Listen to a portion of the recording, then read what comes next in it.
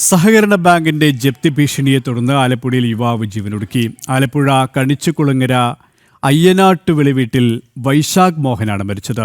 Kanichukulangara service സഹകരണ ബാങ്കിൽ തിങ്കളാഴ്ച നടത്തിയ അദാലത്തിൽ വായ്പാ തിരിച്ചടവിന് സാവകാശം അനുവദിക്കാത്തതോടെയാണ് ആത്മഹത്യ ചെയ്തതെന്ന് ബന്ധുക്കൾ ആരോപിച്ചു.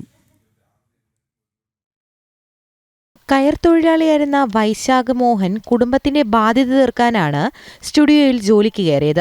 ബാധ്യത തീർത്ത് കിടപ്പാടം സംരക്ഷിക്കാനുള്ള നെട്ടോട്ടമായിരുന്നു വൈശാഖിന്റെ ജീവിതം. എന്നാൽ അതിനെക്കുറിച്ച് സാവകാശം ബാങ്ക് അധികൃതരോട് അമ്മ ഓമനയ്ക്കൊപ്പം വൈശാഖ് ആവശ്യപ്പെട്ടെങ്കിലും അനുവദിച്ചിരുന്നില്ല. തിങ്കളാഴ്ച ബാങ്കിൽ നിന്ന് മടങ്ങിയെത്തിയ ഉടൻ വൈശാഖ് ആത്മഹത്യ ചെയ്യുകയായിരുന്നു. അമ്മ എന്തോ സാധനം മേടിക്കാൻ വേണ്ടി മാർക്കറ്റിലേക്ക് പോകും, കടകളിലേക്ക് പോയി. അപ്പോൾ ആ അമ്മയ്ക്ക് മുൻപായിട്ട് മകൻ വീട്ടിലേക്ക് പോയിരുന്നു.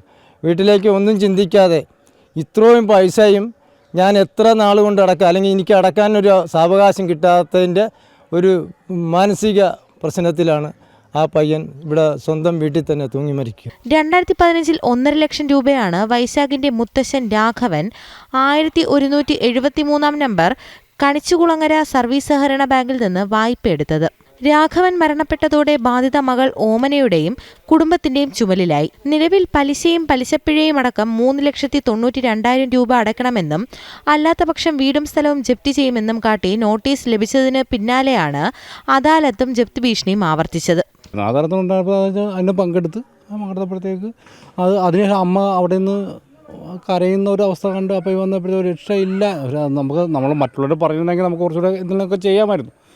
എനിക്കുമുണ്ട്, കട സൊസൈറ്റി എനിക്കുമുണ്ട്. അപ്പോൾ നമ്മൾ അത് ആത്മഹത്യയുടെ കാര്യം നമ്മൾ തള്ളിവിടേണ്ട കാര്യമില്ല. പക്ഷേ എന്നിരുന്നാൽ പോലും പൊതുവേ സെക്രട്ടറിയുടെ ഇവിടെ കണിയുടെ സൊസൈറ്റിയുടെ സെക്രട്ടറിയുടെ പൊതുവെ മറ്റുള്ളവരുള്ള ഒരു ഇത് വളരെ മോശമായിട്ടുള്ളതാണ്. വൈശാഖന്റെ മരണമറിഞ്ഞിട്ടും CPM നേതൃത്വം നൽകുന്ന ബാങ്ക് ഭരണസമിതി അംഗങ്ങളോ ജീവനക്കാരോ വിവരം തിരക്കാൻ പോലും കൂട്ടാക്കിയില്ലെന്ന് ബന്ധുക്കൾ പറഞ്ഞു. ജനം, ആലപ്പുഴ.